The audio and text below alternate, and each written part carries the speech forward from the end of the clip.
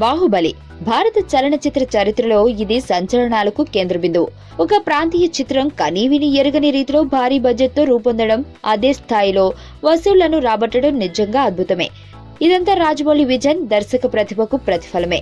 కాగా ఇప్పటికే షూటింగ్ ని పూర్తి చేసుకున్న బాహుబలి 2 పోస్ట్ ప్రొడక్షన్ కార్యక్రమాలు బిజీగా ఉంది.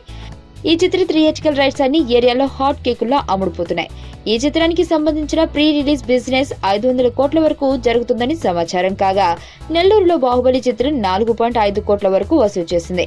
బాహుబలి 2 చిత్రానికి సంబంధించి థియేట్రికల్ రైట్స్ నెల్లూరులో అందరూ ముక్కున వేలు వేసుకునేలా 5.6 కోట్ల వరకు జరిగినట్లు తెలుస్తుంది. సాధారణంగా స్టార్ హీరోల చిత్రాలు నెల్లూరులో బ్లాక్ బస్టర్ విజయాలుగా నిలిస్తే 2 నుంచి 2.5 కోట్ల వరకు వసూలు చేస్తాయి. శ్రీమంతుడు, సరైనోడు, ఖైదీ నంబర్ 150 వంటి చిత్రాల విషయంలో అది జరిగింది. ఇక బాహుబలి చిత్రం భారీ అంచనాలతో, హంగులతో విడుదలై 4.5 కోట్ల వరకు వసూలు చేసింది. ఈ తరుణంలో డిస్ట్రిబ్యూటర్ బాహుబలి 2 హక్కులను 5.6 కోట్లు పెట్టి కొనడం ఆశ్చర్యాన్ని కలిగిస్తుంది. ఇక ప్రచార ఖర్చులు వగైరా కలుపుకుంటే 6 కోట్లు దాటిపోతుందని అంటున్నారు.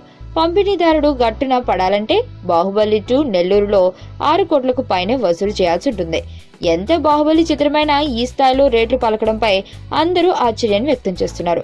కానీ అభిమానులు మాత్రం రాజమౌళి బాహుబలిని మించేలా బాహుబలి 2ని తీర్చిదిద్ది ఉంటాడని, వసూళ్లు కూడా బాహుబలిని మించేలా ఉంటాయని ధీమా వ్యక్తం చేస్తున్నారు.